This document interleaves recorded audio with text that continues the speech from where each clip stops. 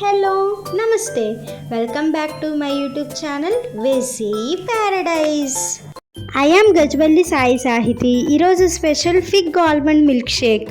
అంజీరాతో చేసుకునే ఈ మిల్క్ షేక్లో ఎలాంటి బిటోనెస్ రాకుండా ఉండాలంటే మనం కొన్ని టిప్స్ ఫాలో అవ్వాలి.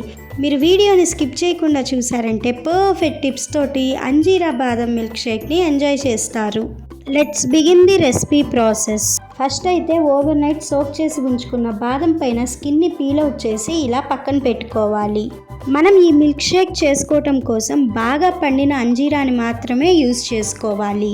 మనం ఈ మిల్క్ షేక్ని టేస్టీగా చేసుకోవాలంటే ఖచ్చితంగా ఫాలో అవ్వాల్సిన టిప్ ఇదే. ఇన్ కేస్ మీరు కనుక పొరపాటున కొంచెం పచ్చిగా ఉన్న అంజీరాని యూజ్ చేసినా కూడా మిల్క్ షేక్ చేదుగా మారిపోతుంది.